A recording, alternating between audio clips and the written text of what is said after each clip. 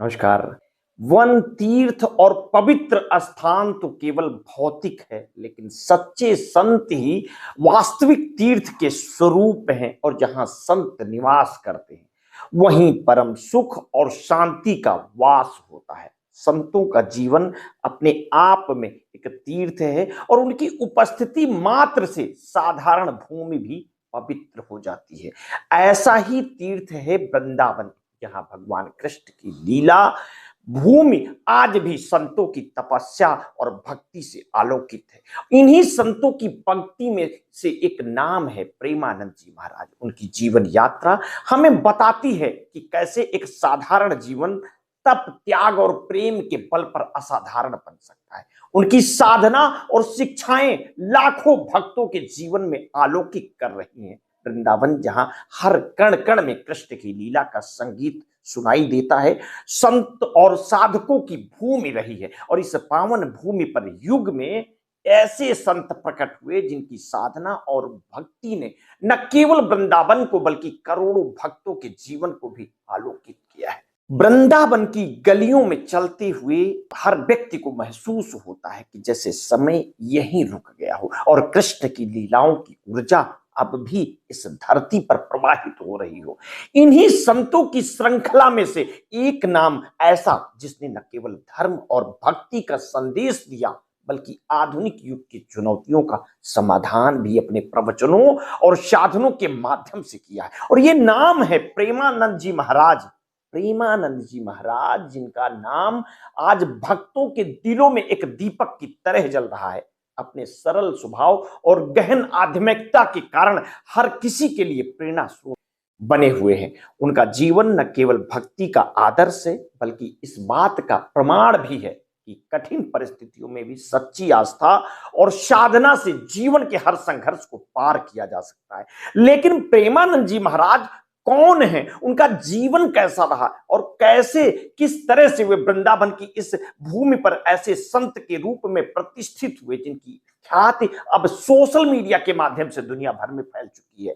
प्रेमानंद जी महाराज का जीवन एक साधारण पृष्ठभूमि से शुरू हुआ। उनका जन्म उत्तर प्रदेश में हुआ। उनका परिवार कृषि और भक्ति से जुड़ा था। बचपन से ही उनका मन सांस्कृतिक मोह माया से हटकर भगवान कृष्ण की और राधा की लीलाओं और कथा में रमता था। उनके माता पिता, जो अत्यंत धार्मिक स्वभाव के थे, ने उन्हें धर्म और संस्कारों की शिक्षा दी।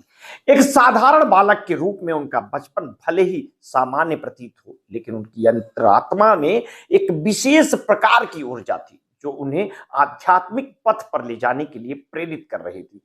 किशोरावस्था में उनका वृंदावन आना उनके जीवन का एक महत्वपूर्ण मोड़ साबित हुआ, और यहाँ की पवित्र भूमि, संतों की संगति और यमुना के किनारे की शांति ने उन्हें भीतर से बदल दिया। उन्होंने वृंदावन के विभिन्न आश्रमों में रहकर गुरुओं के मार्गदर्शन में वेद, उपनिषद, भागवत और अन्य शास्त्रों का अध्ययन किया। यही वो समय था जब उनके गुरु ने उन्हें प्रेमानंद नाम दिया। ये नाम उनके स्वभाव और साधना को पूरी तरह से परिभाषित करता है, क्योंकि उनके जीवन का हर क्षण प्रेम और आनंद से ओतप्रोत है। प्रेमानंद जी महाराज का जीवन बेहद अनुशासित और साधना केंद्रित है। वे ब्रह्म मुहूर्त में उठकर ध्यान और योग और प्रार्थना में अपना समय बिताते हैं। इसके बाद वे अपने आश्रम में भक्तों से मिलते, उनकी समस्याओं को सुनते हैं और उन्हें आध्यात्मिक मार्गदर्शन देते हैं। दोपहर का समय वे शास्त्रों के अध्ययन और लेखन को समर्पित करते हैं। उनके प्रवचनों का मुख्य उद्देश्य केवल धर्म का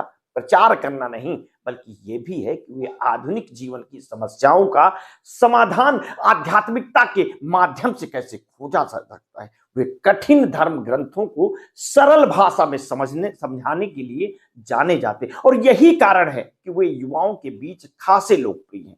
पिछले कुछ वर्षों में सोशल मीडिया ने उनके व्यक्तित्व को एक नई ऊंचाई दी है। उनके प्रवचन, जो पहले वृंदावन तक सीमित थे, आज लाखों लोगों तक पहुंच चुके हैं। फेसबुक, यूट्यूब, इंस्टाग्राम जैसे प्लेटफॉर्म पर उनके भजन, प्रवचन और कथा के वीडियो लगातार वायरल हो रहे हैं, और उनकी शैली में एक ऐसी गहराई है जो हर व्यक्ति को उनकी बातों से जोड़ देती है। ये युवाओं से खास तौर पर कहते हैं कि धर्म केवल पूजा पाठ तक सीमित नहीं है, बल्कि ये जीवन जीने की एक कला है। उनके जीवन में एक समय ऐसा भी आया जिससे उन्हें उनके अनुयायियों को चुनौती दी। कुछ वर्ष पहले उनकी किडनी में गंभीर समस्या हो गई, ऐसा बताया जाता है, और डॉक्टरों ने उन्हें इलाज और आराम करने की सलाह दी, लेकिन उन्होंने अपनी साधना और सेवा में कोई कमी नहीं आने दी। उनका मानना था कि उनके जीवन की डोर भगवान के हाथ में है, और उन्होंने इसे पूरी तरह से उनकी इच्छा पर छोड़ दिया। उनकी इस आस्था और दृढ़ता ने उन्हें इस कठिनाइयों से उबरने में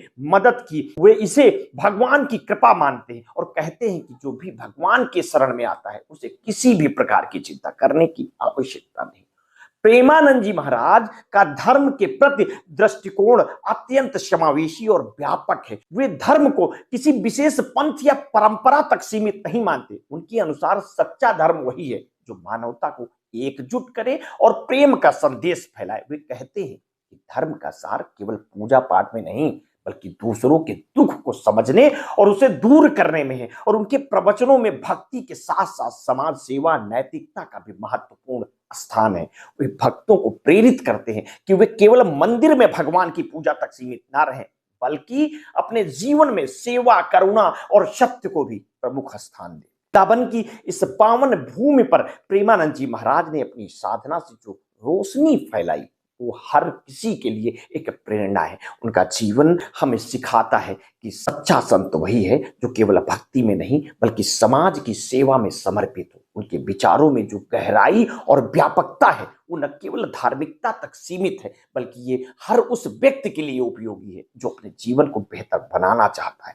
उनके जीवन का हर पहलू इस बात का प्रमाण है कि यदि हमारा विश्वास और साधना सच्ची हो तो कोई भी कठिनाई हमें हमारे मार्ग से विचलित नहीं कर सकती।